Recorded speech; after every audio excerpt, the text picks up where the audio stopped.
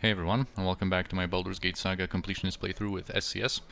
And I think now the first order of business should be doing some easy stuff to bring Senashira up to speed, although I think we might actually have to progress to Chapter 3 in order to complete her dual class finally. I would really like to do that, because that will unlock access to some fights that I've been putting off. Anyway. First, I think what we're going to do is actually explore the rest of the Graveyard District. There are some pretty cool things to show there. Without doubt. And like do a proper exploration. So we've already met the halfling couple mourning the loss of their little son, so we don't have to do that anymore. But let's talk to this priest of Lathander, Arenthis. I trust you are here in good faith. I am Don Lord Arenthis of the Church of Lathander. Excuse my young charge, Rissa doesn't talk much since the recent death of her parents. So yeah, basically he's been charged to find some person that would be willing to adopt her. And he asks us of this, but we of course are an adventurer.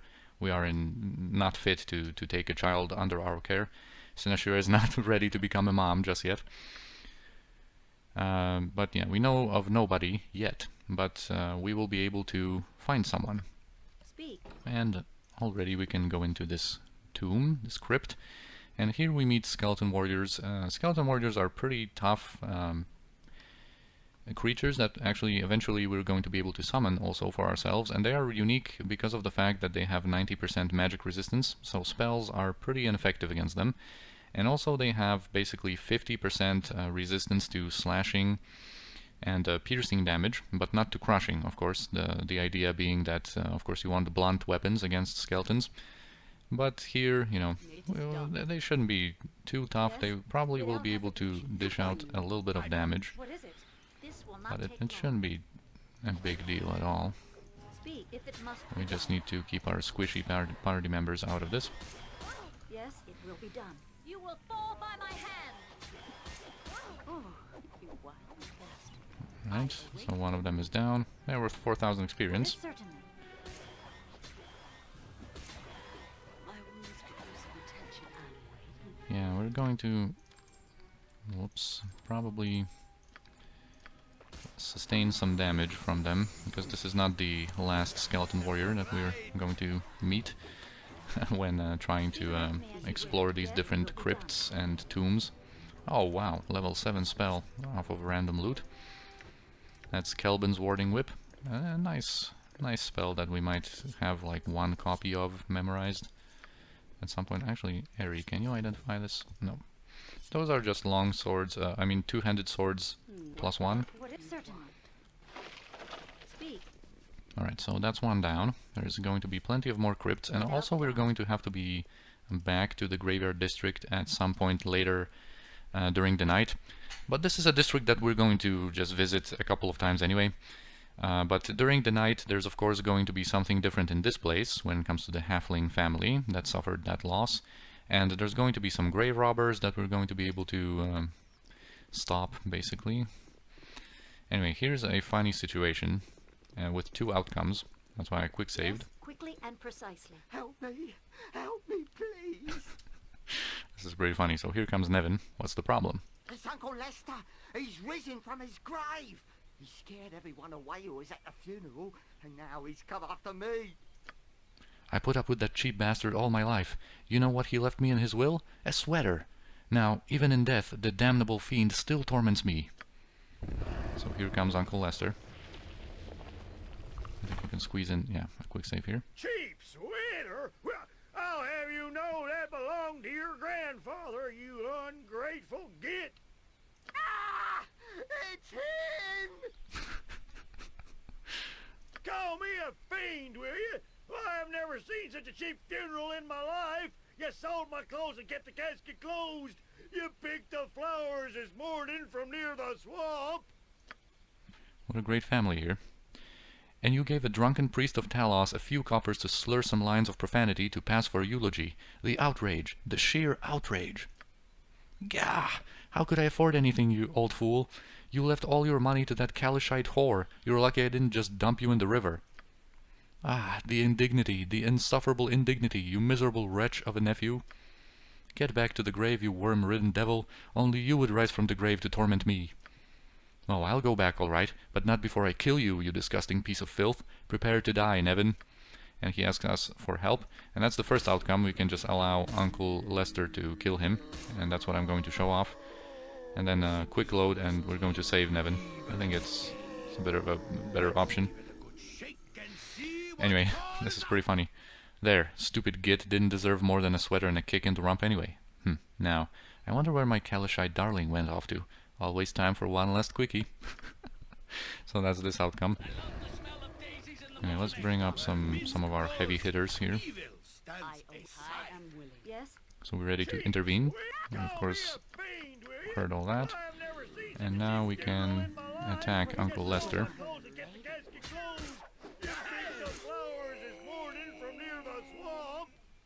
You bastard, now I'll have to pay to have you reburied. I should have you chopped into mulch and fed to a dog. Gah, now, where's that idiot priest? So we actually get some experience for this outcome. And a little ring. And here's that drunken priest of Talos. He has a couple of different responses. He's actually going to say something. Yeah, Lester's a good man, just won't stay dead. Speak.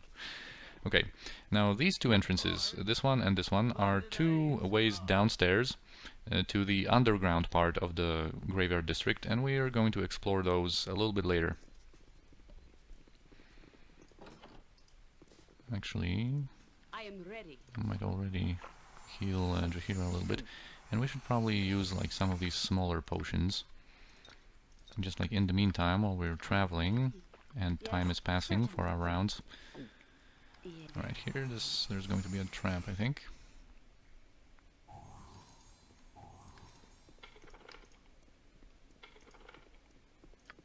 What is without doubt? Alright, so here we can get a nice battle axe +2.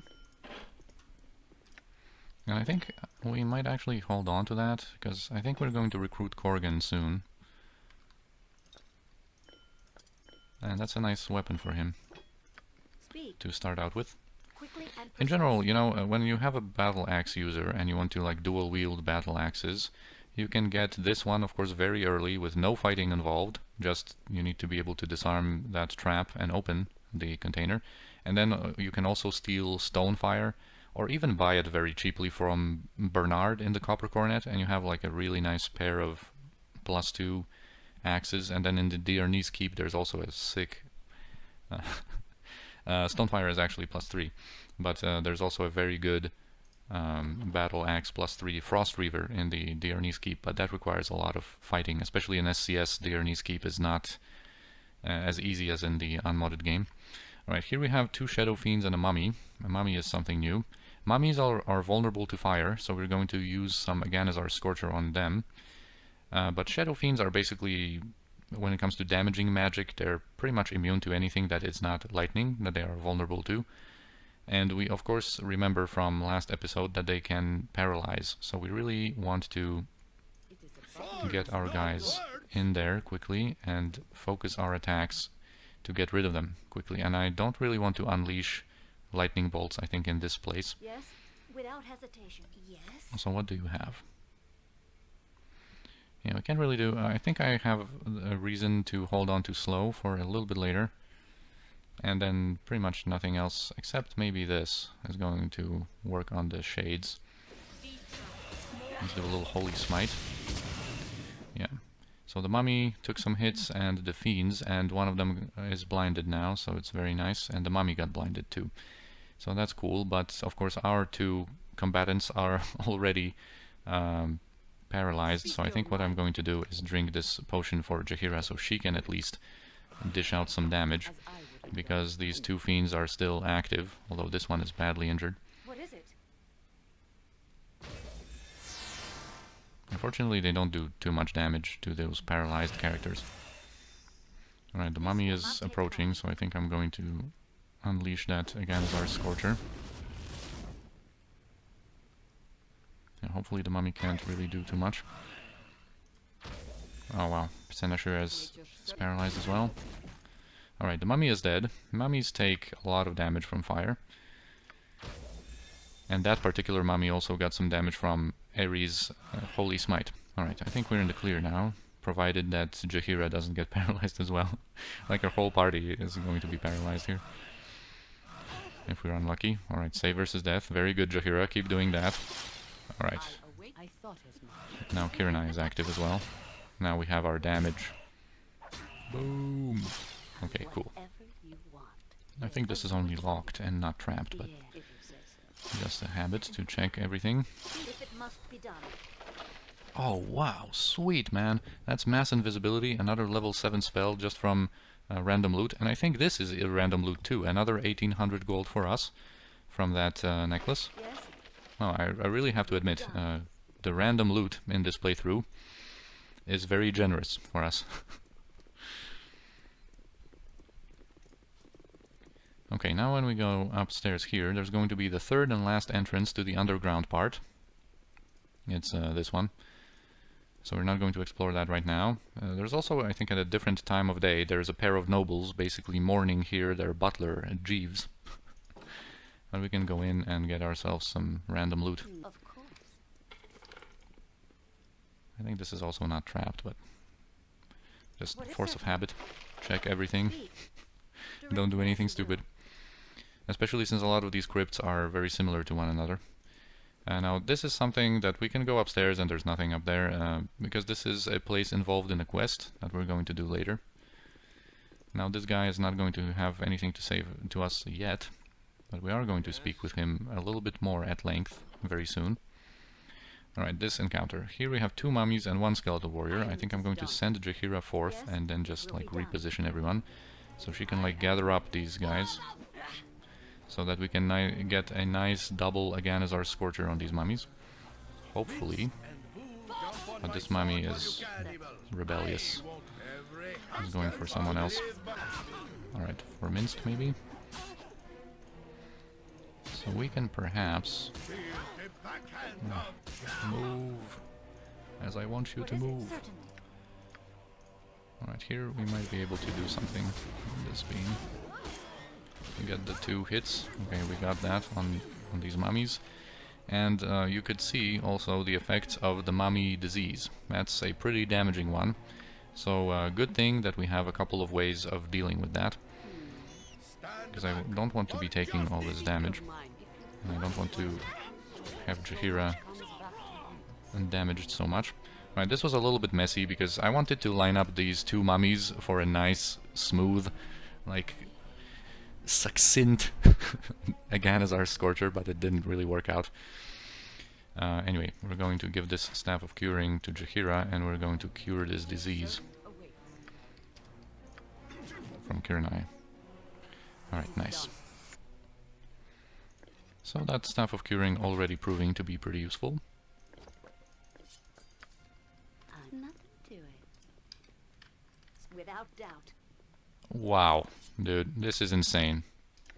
Spell Trap, a level 9 insanely good spell just off of random loot. There is something fishy going on here. Like, it just makes me want to reload just not to have all these good spells already. You know, before we get access to level 9 spells, we would have Spell Trap in our disposal, but it's just, you know, Without hesitation. it's just pretty nice to get like some level 9 spells already. This will not take Anyway, long. here's an event. The message should show up. Speak. Alright, now. So this grave here is an open one. A chill runs up your spine as you hear a sound emit from it. You shake your head and continue walking. The sound is clearer now. You are not imagining it. Muffled cries for help are coming from the grave. Yes, if it So we must can go be up to done. it. The cursor changes and we can help this poor guy out. Yeah, the grave is only partially filled. The Gravekeeper must be lazy. Within a few minutes you have reached the coffin. You open it to find a corpse and a man who is quite obviously alive. You help him out of the coffin. So here we have Tyrdir that was, you know, buried alive.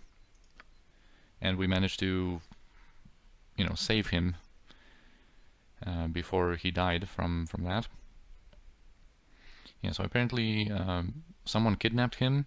They held him for ransom, and then they wanted to dispose of him by just burying him alive, which is a pretty disturbing, monstrous thing to do. Yeah, I remember being carried here and thrown into the grave next to another body, and then they buried me alive.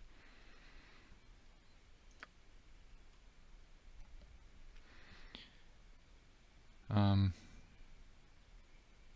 these men must be stopped. And he doesn't know too much of them. There were 3 of them. And the youngest carried me here. You're dressed all in red, which is going to be a clue. Strange and bright as you please.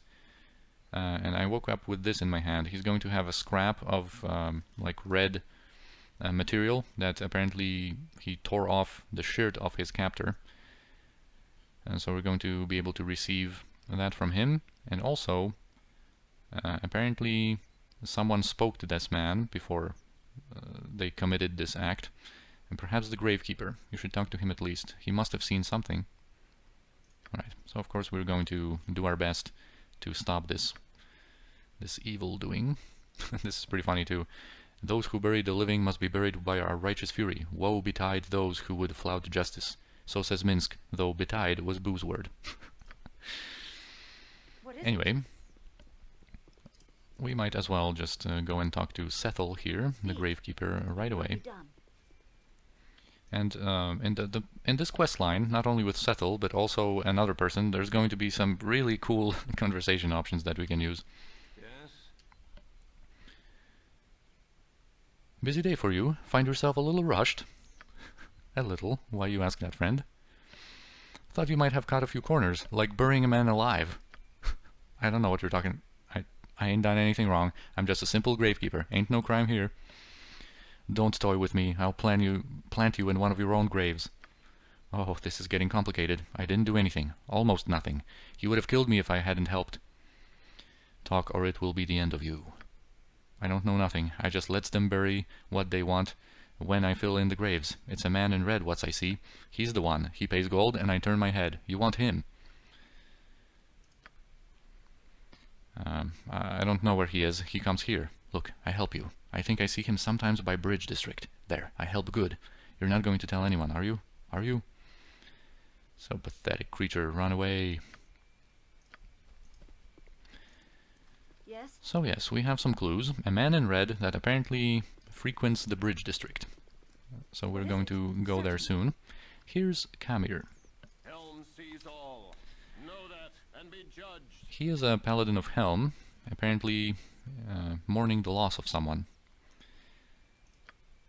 A loss of his son.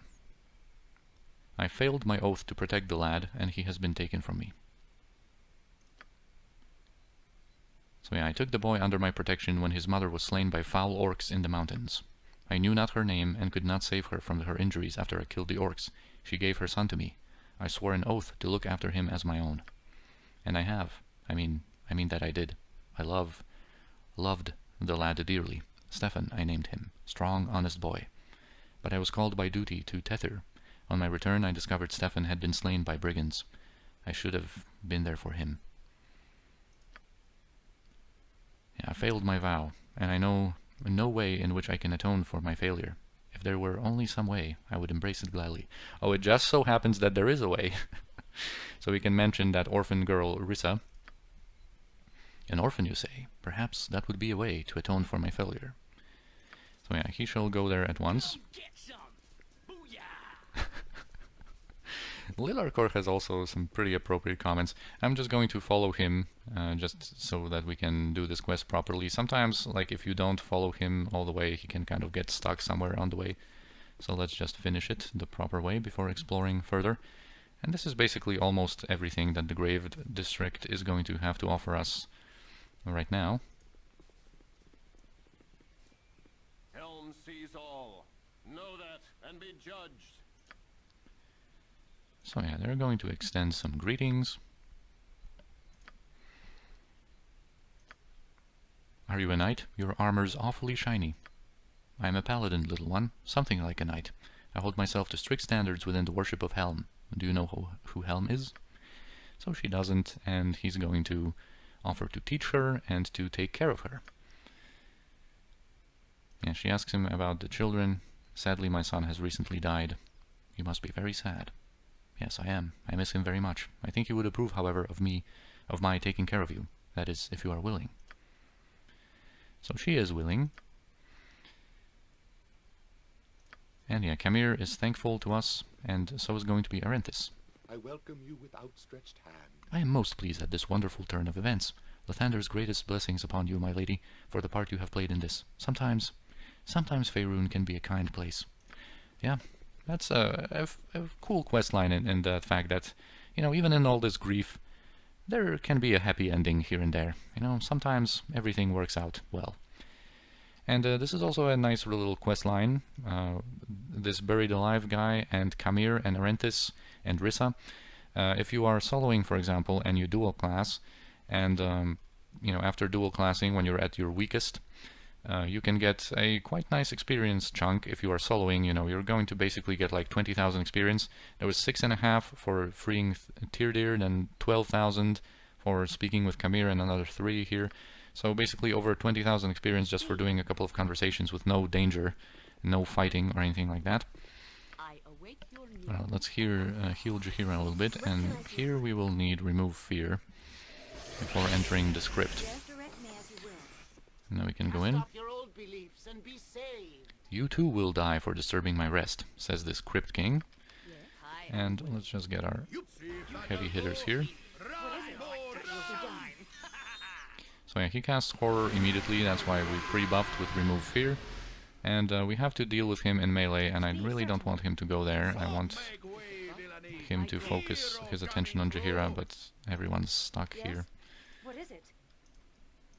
I wanted to avoid him hitting Kirinai because he can dish out some damage, and especially I didn't want him to hit Senashira. Maybe we can get her out if we move Minsk. I will require healing. Don't die on me! Ooh, that was close. Swing harder, swing harder, swing harder! Alright, finally. Whew. So yeah, he can dish out some damage, but 15,000 experience for us, and we're going to actually get a cool sword from him. What is without hesitation?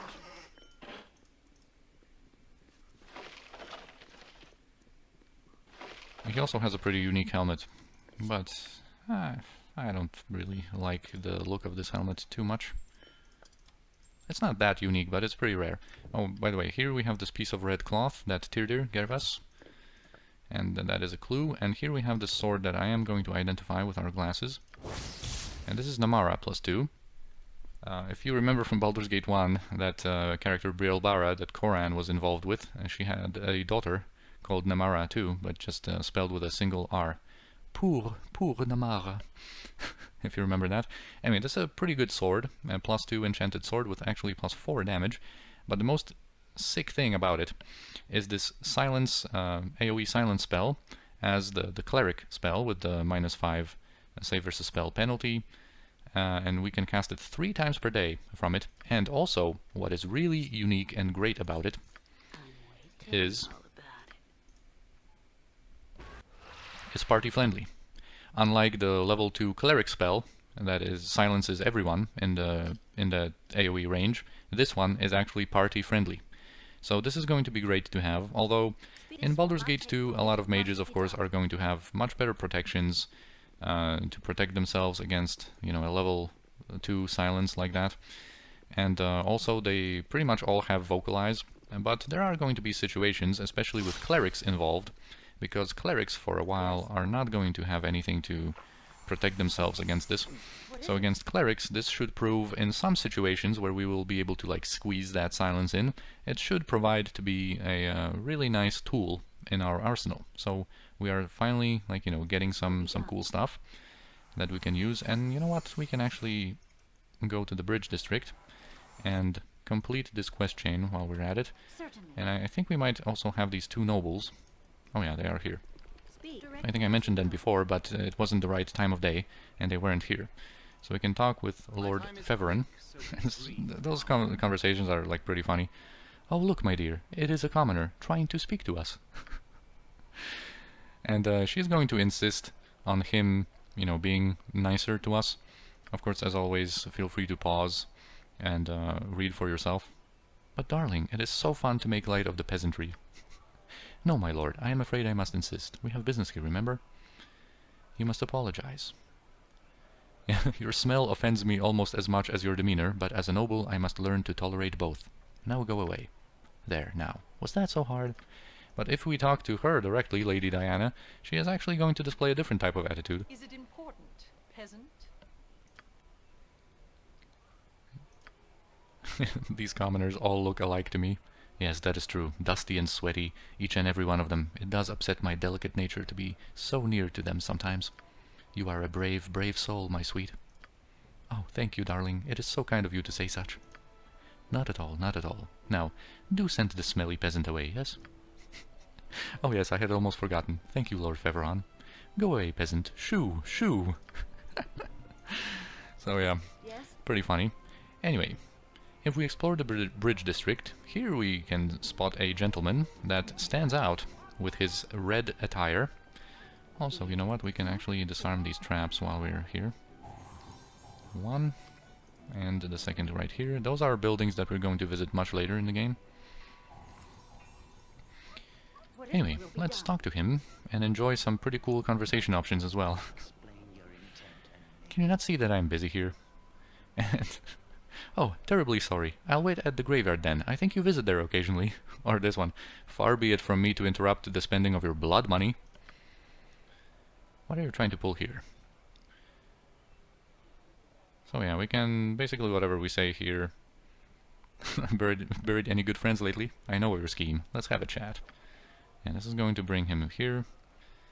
It was that little weasel Settle, wasn't it? He told you. I knew I shouldn't trust him. I had no choice though, them or me. Well, now the choice has been made for you. I'm going to stop this. Actually, if you say this one, about kidnapping people and dumping them somewhere, he is actually going to offer you to like join in and cut you a slice of the profits. You would kill me quick. My partners, they are the ones to fear. You've ruined me, but you'll not get me here. Open the door, boys. I gotta get in. So through this, this door gets open. Normally it's locked, and we can't get inside. I'm sorry, I don't know how she find out. That ain't why we're mad, you little rock-knowing fool. You were supposed to kill them sacks, not dump them. I couldn't. I can't stand the blood. So drown him. Whack him with a stick. I don't care.